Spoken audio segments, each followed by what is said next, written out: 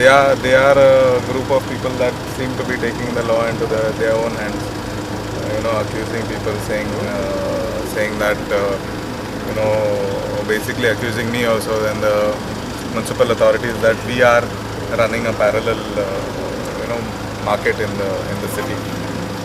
So I believe they were called to the police station yesterday, and see, whatever you have an issue, people have an issue, you take it up with the authorities. You can't go out and try threatening people and taking law into your own hands. There is a system. There are officials. There is a chairperson. There is a chief officer. There is a market inspector. There are people in the system that are meant to look after all these things. So you bring it to the notice of the officials, and if still action is not taken, then you can do whatever kind of publicity you want out of it. Directly.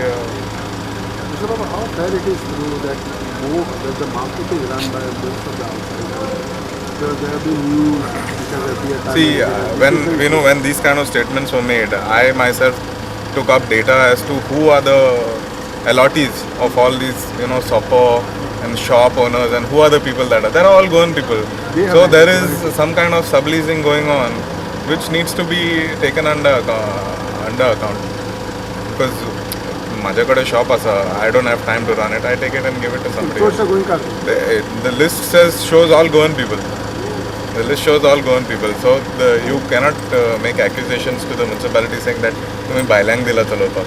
It is the people who have taken the premises under lease from the municipality that have subletted to other people. When the officials go to check, बाबा हे कोणाचं होतं ना ते आम्ही manager म्हणता, आम्ही चलयता म्हणतात. We are just here, the owner is not there. These are the kind of answers that the officials get. So it is basically all of us are involved. So we need to kind of check the whole system and make sure that things run more smoothly, things are accounted for.